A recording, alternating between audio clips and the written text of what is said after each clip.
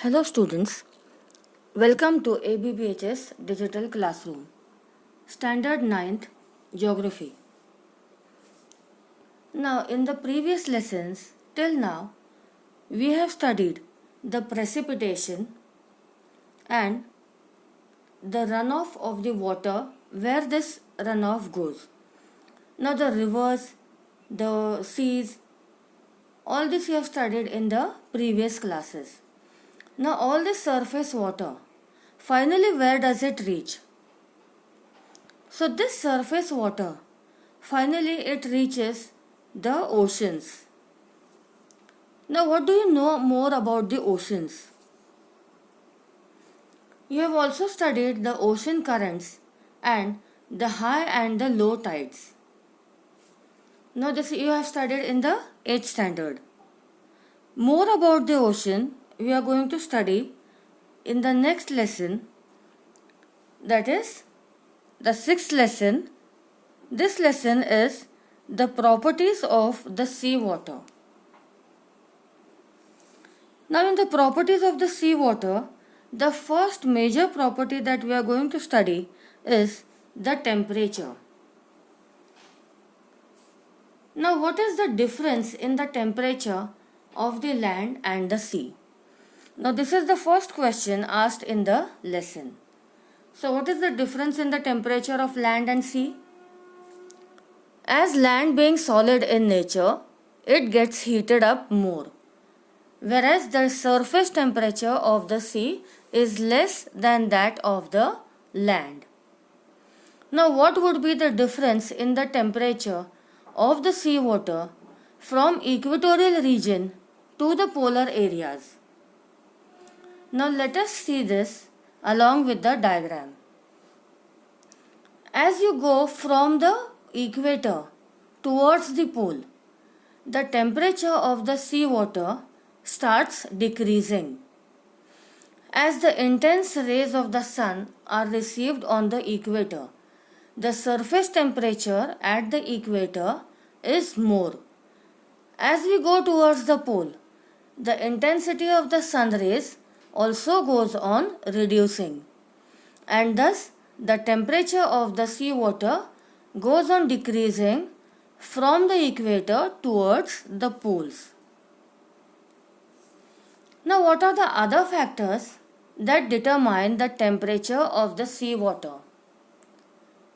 Besides the latitude, the cyclones, rainfall, sea waves, ocean currents, salinity, pollution, convectional currents, seasons, etc. also affect the surface temperature. Ocean currents also have similar effects on temperature of the seawater. So where the cold ocean current flows, there the temperature reduces. Where the warm ocean current flows, there the temperature increases. Now let us study this graph, the depth of temperature of seawater, the depth and the temperature. Now here in the corner you can see the various zones of the earth, the temperature zones of the earth. So near to the equator lies the torrid zone. This is just a revision of the 6th standard. Beyond that, beyond 23 degree till 66.5 degree north as well as south, there lies the temperate zone.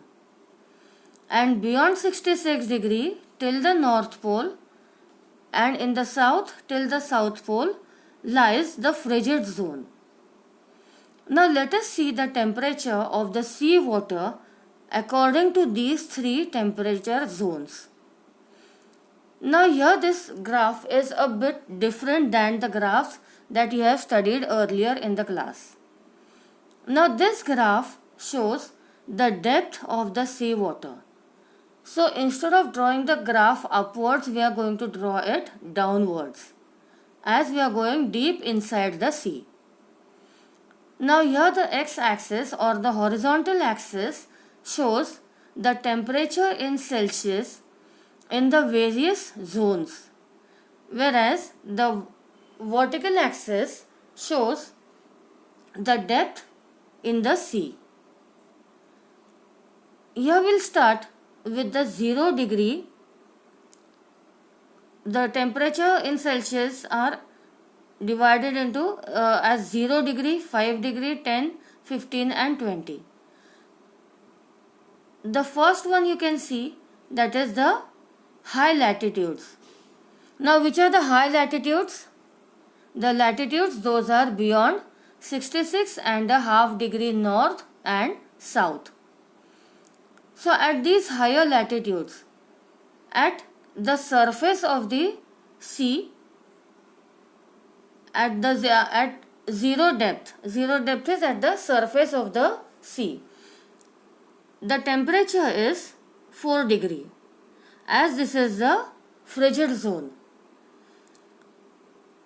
Then at the mid latitudes, the mid latitudes are 25 degree to 35 degree latitudes. These latitudes, the surface temperature is around 14 degree, whereas in the torrid zone, you can see the torrid zone here from 0 to 23.5 degree. So here the water temperature, at the surface water temperature is near to 20 degrees Celsius. As we go deep inside, the temperature also goes on reducing. Now what happens at the higher latitudes? Here you will find that at a depth up to 2000 meters, the surface water temperature, and till the 2000 meters depth, the temperature at the higher latitudes is uniform. It does not change. But at the mid latitudes, as we go below 1500 meters, here the temperature reduces and it goes up to 4 degrees. Then when you see the torrid zone, here also as we go deep inside, beyond 500 meters, it starts decreasing, and below 1500 meters, again it is uniform, that it goes up to 4 degrees Celsius. Now below this depth, below the depth of 1500 meters, everywhere the temperature is uniform, that is, it is 4 degrees Celsius. Now why it happens? As we see the sun rays, the only here source of heat for the earth is the sun rays. Now when the sun rays fall on the sea surface, most of the sun rays are radiated back, they are reflected back by the water. But some of the sun rays, they penetrate into the sea water. And how deep they can penetrate, and what happens to the sun rays? As the sun rays penetrate into the sea water, their intensity goes on decreasing.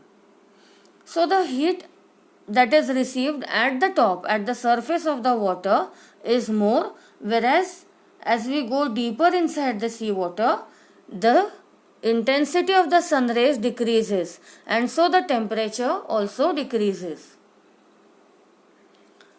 Now what happens to the landlocked seas?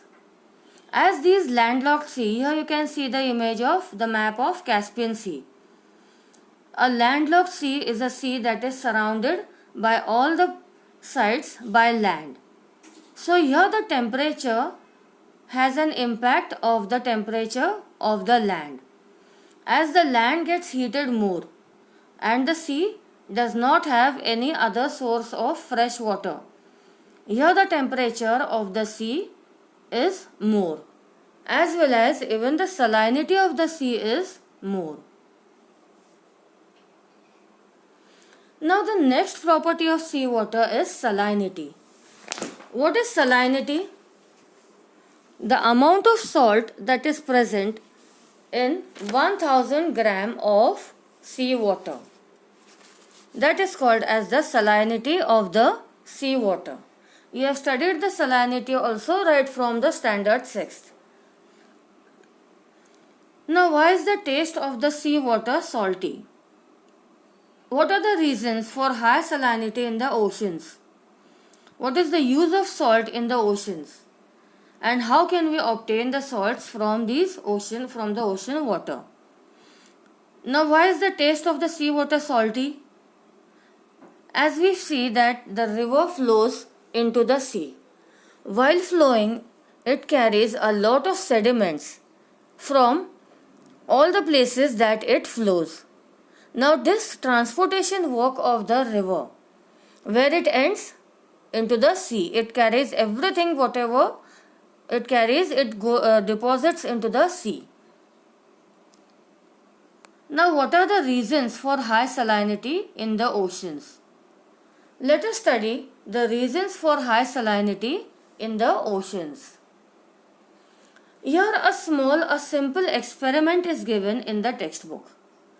Figure 6.4 shows that you have to take 3 bowls of water, take 3 containers with salt water. All the 3 containers will have the same salt water. Then 2 containers will be kept inside a room and 1 container is kept in the sun. It is exposed to the sun. Now in the container which is inside the room, in one container you will go on adding some fresh water. And after 3 days when you open these containers and see it, you will find that the container that contains that was kept out in the sun, it was exposed to the sun. Here the water is more salty, whereas the container that was in which the water was added, that water is less salty. Now, why this experiment is given? This relates to the salinity of the oceans. Now, the container that was kept in the sun, the evaporation here was more. Other than that, no fresh water was added to this container, whereas some fresh water was added to the container which was kept inside the room, and so that water became less salty, less saline, whereas the one which was exposed to the sun, here the evaporation was more, and so the salt was left behind and this water had become more salty. Now let's study with reference to this experiment the salinity of the oceans. The salinity of the sea water on the world. Now here you can see the world map. Here you can see some lines and the figures. Now these lines are the isohalines. What are isohalines? The isolines that show the salinity. That is the line that shows the equal amount of salinity on the places joining the equal amount of salinity on the map. Now here if we see the equator, near the equator you will find the salinity is more. The range of salinity is from 36 to minimum 32. Now 36 and 35 per 1000. Here you can see near the equator the salinity is more. As the equator receives the direct sun rays, the perpendicular sun rays, and these sun rays are very intense, the evaporation is more. Along with that, there is a abundant rainfall also, and the huge rivers like the Amazon, the Congo, these rivers also pour fresh water into the oceans. But still, due to the intense sun rays, the intense heat received, the evaporation is also more. And so here salinity the salinity found here is more than the other regions. As we go from the equator towards the poles, you will find that the salinity goes on decreasing. Let us see the salinity at the mid-latitudinal zones. In the mid-latitudinal zones, that is 25 degree to 35 degree north and south, the rainfall is less and the supply of fresh water from rivers is also low. And so this zone has the hot deserts of the world. Thus the salinity of the seas is found to be higher here. Here you can see at the mid-latitudinal zones the salinity goes to 37 to 36 degree. In the temperate regions, the sun rays are slanting and therefore the temperatures are lower. Temperate zone is from 23.5 degree to 66. Because of the melting of the snow, the supply of water here is also more, and therefore in this zone the salinity decreases. So as we go towards the polar areas, towards the polar regions, the temperature is very low, and hence the evaporation is also very less, and so the salinity in the polar region is less.